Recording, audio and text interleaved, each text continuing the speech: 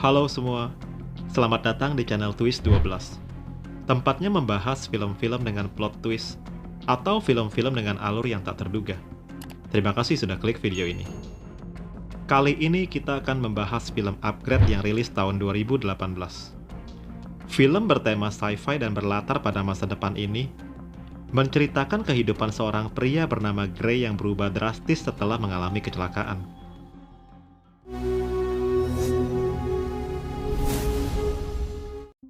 Gray Trace adalah orang yang tidak suka dengan kemajuan teknologi. Dia masih melakukan banyak hal dengan manual. Salah satunya yaitu memperbaiki mobil. Tapi berbeda dengan istrinya yang bernama Asya. Dia adalah wanita yang modern dan bekerja pada perusahaan teknologi yang cukup terkenal. Saat ini Gray sedang memperbaiki mobil milik temannya. Dan dia ingin mengembalikan mobil tersebut karena sudah selesai diperbaiki. Gray lalu mengajak istrinya untuk ikut bersamanya, agar dia bisa pulang bersama menggunakan mobil istrinya. Ketika mereka tiba di tempat teman Gray, ternyata istrinya mengenali pria tersebut. Dia adalah Aaron Kin, pemimpin perusahaan Vessel Computer, perusahaan teknologi terbaik saat ini, dan juga merupakan pesaing dari perusahaan tempat istrinya bekerja. Saat di sana, Aaron juga memperlihatkan penemuan terbarunya, yaitu sebuah chip yang mampu melakukan berbagai hal jika ditanamkan ke tubuh manusia, dan diberi nama STEM. Setelah sedikit berbincang, mereka pun pulang dengan menggunakan mobil Asya yang sudah dilengkapi dengan teknologi menyetir sendiri. Tapi di tengah perjalanan tiba-tiba mobil itu seperti lepas kendali dan melaju dengan sangat kencang tanpa bisa dikontrol. Gray dan Asya berusaha memberhentikan mobil itu, tapi tidak berhasil. Akhirnya mobil itu pun terpental hingga terbalik. Mereka berdua pun mengalami luka berat. Dan saat itu juga mereka langsung ditarik oleh sekelompok pria yang membawa senjata. Tak lama kemudian Asya langsung ditembak hingga meninggal, dan Gray ditembak di lehernya. Sekelompok pria ini pun langsung meninggalkan mereka berdua. Tapi semua kejadian ini sempat terekam oleh drone milik polisi. 3 bulan telah berlalu. Terlihat Gray duduk di kursi roda, tanpa bisa menggerakkan seluruh tubuhnya. Dia hanya dibantu oleh ibunya saat ini. Hari berikutnya, Gray dan ibunya ke kantor polisi untuk menemui detektif Cortez. Dia adalah detektif yang menangani kasus Gray. Saat ini belum banyak petunjuk yang didapat, karena bukti yang dimiliki polisi hanya hasil rekaman drone yang tidak cukup detail untuk mengetahui identitas para pelaku. Sepulangnya di rumah, Gray tampak begitu frustasi. Terlihat dia sengaja memerintahkan mesin miliknya untuk menyuntikkan obat ke tubuhnya berulang kali. Tapi karena mesin itu sudah memiliki sistem, jadi Gray tidak bisa memerintahkannya lagi setelah mencapai dosis yang cukup banyak. Dan akibat suntikan itu, akhirnya Gray harus masuk rumah sakit. Ketika di rumah sakit, Aaron datang menemuinya. Dia menawarkan Gray untuk memasukkan chip STEM ke dalam tubuhnya, karena kemungkinan besar Gray bisa kembali berjalan jika STEM ditanamkan ke tubuhnya. Walau awalnya Gray menolak, tapi akhirnya Aaron berhasil meyakinkannya. Operasi pun dimulai. Tampak tubuh Gray dimasukkan chip. Dan ini merupakan percobaan pertama kali menanamkan chip ke dalam tubuh manusia. Setelah selesai operasi, Gray lalu coba mulai menggerakkan tangannya. Terlihat tangannya bisa digerakkan, dan dia juga berhasil berdiri. Tampak Gray begitu senang, karena bisa pulih kembali dari kelumpuhannya. Tapi Aaron meminta Gray merahasiakan ini semua, karena ini penemuan baru yang belum disetujui perizinannya. Gray lalu menyetujuinya, dengan menandatangani perjanjian mengenai kerahasiaan STEM dan kesembuhannya. Ketika Gray tiba di rumahnya, dia menerima dokumen dari detektif Cortez mengenai pembunuhan istrinya. Tapi beberapa saat kemudian Gray dibuat kaget oleh suara yang tiba-tiba muncul dan mengaku sebagai STEM. Dia bisa berbicara layaknya seorang manusia biasa, tapi hanya bisa didengar oleh Gray saja. Dan STEM berkata, kalau Gray tidak menyukainya, dia bisa menyuruhnya untuk diam dan tidak berbicara. Gray yang masih kaget lalu menyuruhnya untuk diam. Kemudian Gray mulai melihat dokumen pemberian detektif Cortez. Salah satunya adalah rekaman drone saat penembakan istrinya. Saat ini Gray merasa menemui jalan buntu mengenai kasus istrinya. Dia lalu menyuruh STEM untuk boleh berbicara lagi. Saat itu STEM langsung bisa menganalisa kalau penembak istrinya tidak menggunakan pistol. melainkan menggunakan tembakan yang telah ditanam di dalam tangan penembak tersebut. Dan Stem juga bisa melihat pria lainnya memiliki tato militer.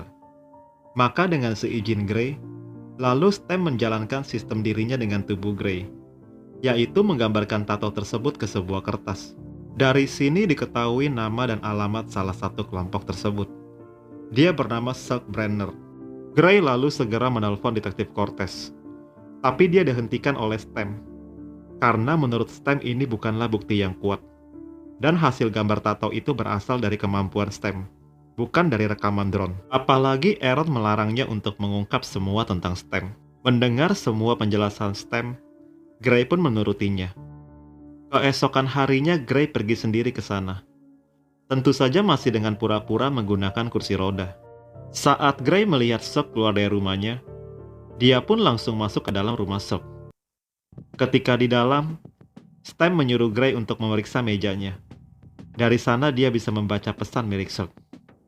Dan menurut Stem, kata-kata yang banyak digunakan dalam pesan itu adalah Outbound Cafe. Gray terus mencari informasi yang dapat membantu menemukan pembunuh istrinya di rumah itu. Tapi sesaat kemudian Silk telah kembali dan menyadari Gray di sana. Saat itu Silk langsung menghajar Gray habis-habisan, hingga dia hampir meninggal dicekik olehnya. Gray lalu meminta tolong Stem, dan Stem langsung meminta izin kontrol penuh seluruh tubuhnya. Saat itulah Gray yang sudah dikendalikan penuh oleh Stem langsung berbalik menghajar Silk. Sampai akhirnya Silk mengambil pisau untuk menyerang Gray, tapi berhasil direbut olehnya dan langsung dibunuh. Gray yang menyadari apa yang barusan terjadi langsung muntah melihat mayat Silk. Tapi Stem segera memberitahu Gray untuk membersihkan sidik jarinya di dalam rumah Silk. Gray lalu menemui Aaron. Di sini Aaron menjelaskan kalau dia bisa melacak dirinya. Jadi dia tahu apa yang kemarin dilakukan oleh Gray. Dan sesuai dengan perjanjian mereka sebelumnya, Stem akan tetap menjadi rahasia. Dan Aaron mengatakan dia bisa kapan saja mencabut Stem dari tubuhnya dan membuat dia jadi lumpuh kembali jika dia mengulangi perbuatannya. Tapi Gray juga kesal karena sebelumnya Aaron tidak mengatakan kalau Stem bisa berbicara. Aaron yang mendengar itu tampak cukup kaget, karena semua ini masih tahap uji coba. Jadi Aaron hanya mengingatkan Gray untuk tidak menjadi detektif dalam kasus istrinya. Sementara itu detektif Cortez yang telah mengetahui pembunuhan Silk saat ini sedang mengotopsi tubuhnya. Ternyata di dalam tubuh Silk telah terpasang semacam mesin penembak di tangannya. Dan detektif Cortez juga menyelidiki hari di mana pembunuhan itu terjadi. Terlihat Gray dengan kursi rodanya berada tidak jauh dari rumah Silk. Detektif Cortez pun pergi menemui Gray dan bertanya kenapa dia berada di sekitar TKP tepat waktu terjadinya pembunuhan Silk. Gray hanya berdalih kalau dia memang sedang berusaha menyelidiki pembunuhan istrinya. Tapi dengan alibi yang kuat, di mana posisi dia saat ini sedang lumpuh. Tentu saja Gray tidak bisa dijadikan tersangka. Setelah Cortez pergi, Gray langsung menuju Outbound Bar. Walau Stem sudah mengingatkan untuk tidak pergi, karena jika Aaron mengetahuinya, Stem akan dinonaktifkan. Tapi Gray tidak memperdulikan perkataan Stem. Ketika tiba, Gray langsung menanyakan semua pengunjung di sana siapa yang mengenal Silk, dan berkata kalau dia baru saja telah membunuhnya. Tentu saja seisi bar semua tertawa melihat keadaan Gray yang lumpuh. Tapi sesaat kemudian ada seorang pria yang menghampirinya dan mendorong Gray ke dalam. Di sana Gray ditanyakan oleh pria ini, apakah dia benar telah membunuh Silk? Karena melihat keadaan fisiknya tidak mungkin dia bisa melakukannya.